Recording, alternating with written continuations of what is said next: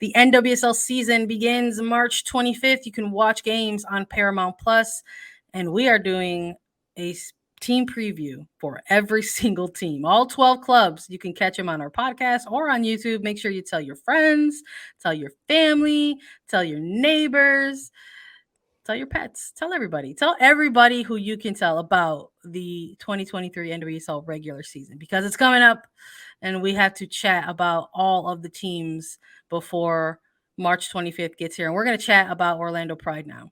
Let's start with a little bit of an overview for Orlando Pride and get everyone caught up with their off season.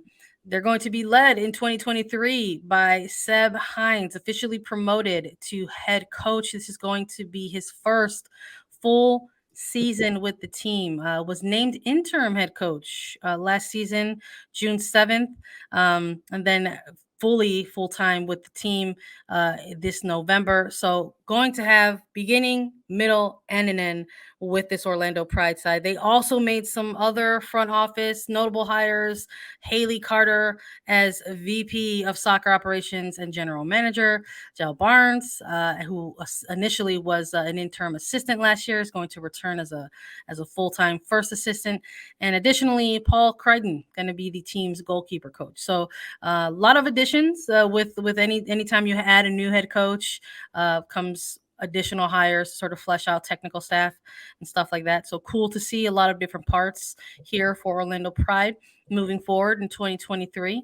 And hopefully it'll help them improve on last year's standing, because we left Orlando Pride in 2022 in a 10th place standing on the NWSL table with a 5-7-10 record.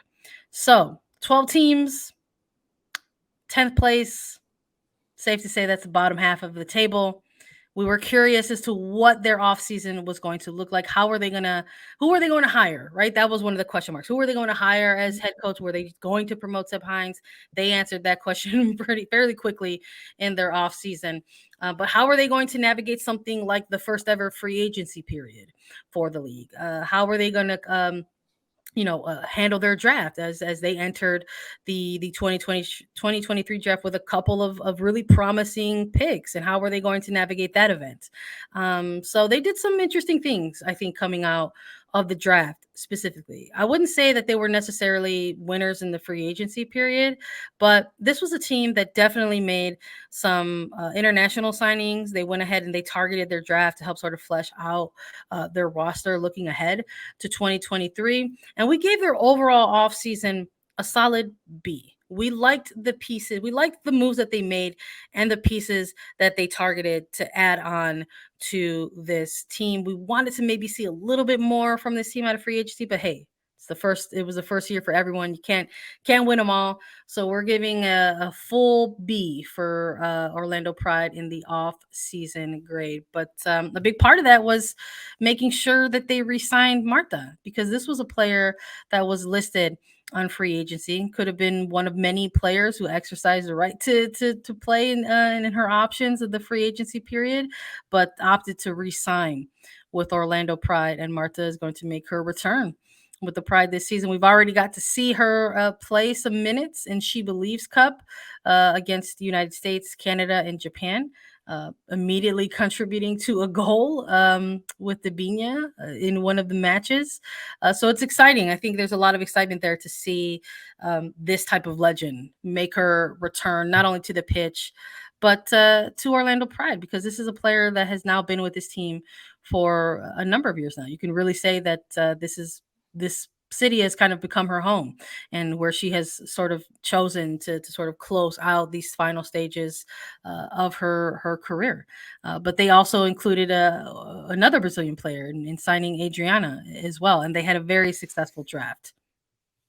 Yeah, I think with this Orlando team and the offseason grade of a B, it can be a little bit objective because of how this goes. And that's why the fact that we landed on a B is pretty good for this Orlando side, considering the 2022 that they had. I think re-signing and getting head coach Seb Hines on board full-time was massive. When Hines took over in June of last year, he turned the team around. And so much of what he talked about at the end of 2022 was that he wished he had more time with this team. He wished he had more time to mold them, to shape them, to have them buy into his coaching philosophy. He started to do two-a-days with that team in June when he took over, and he said that it really helped. That's what he wanted this team to know and understand. We actually had the pleasure of speaking with him about a month ago, and he talked about how he was really excited to sink his teeth in from preseason, the start of the year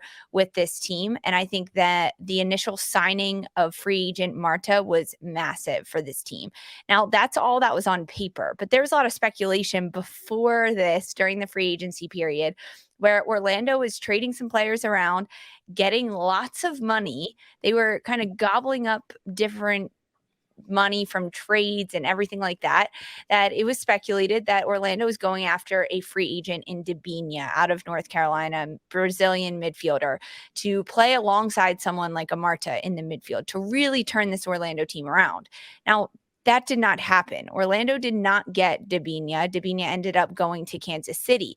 And I think if you take that into account, that might be a bit of a failure for this Orlando side because they put so many eggs in that Debinha basket. However, they bounced back pretty quickly and kind of, I don't want to say shook it off by any means, but they didn't show their full cards to say, we wanted a Debinha, we did not get her, we're upset, because they did sign someone like an Adriana midfielder, another Brazilian midfielder to play alongside Marta. And you're right, Sandra, they had a draft class that was very impressive for a first-time NWSL coach to go through a draft process. They drafted the best defensive prospect in the NWSL draft this year, Emily Madrill. She was out of Florida State University and had an interesting path into the league. She ended up signing with a contract with the NWSL that allowed her to go on loan to play in Sweden last year. So she could then enter the 2023 draft.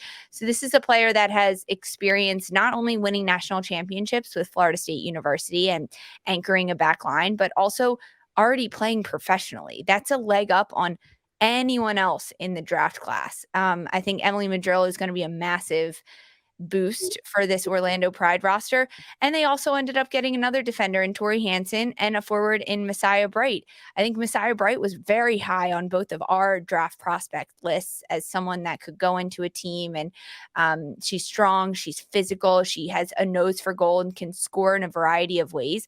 And really, that's what Orlando needs at this point, because the way that their roster is kind of built up, and we're going to get into it, they needed to bulk up on both ends of the pitch, defensively and in the attacking end. And I think with Marta Adriana, that'll definitely help them on the offensive side of things. And then you add in a Messiah Bright.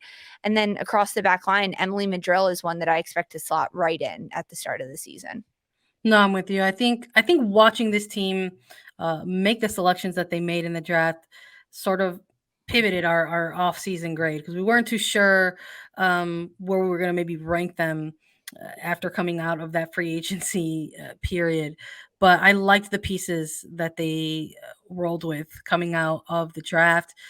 That was when they targeted one of the positions that we said that they needed to specifically target, which was they needed some extra help and depth on that back line. And not only did they go out and get probably the highest rated defender in Madrill out of this draft, but Tori Hansen ended up slipping a little bit into, I believe, the second round. And they were able to draft her as well. So I think, knowing now, as we're doing this preview ahead of the regular season, if we're looking at and comparing some of the additions that they made for their roster and comparing that to some of the losses, the players that are no longer going to be part of this team, we're talking about retirements, essentially players who have departed the club, whether it was Darian Jenkins announcing her retirement, Gunny Jan's daughter, Erin McLeod, Tony Presley announced her retirement as well. So there's a couple defensive pieces there, along with trading someone like a Courtney Peterson to Houston and no longer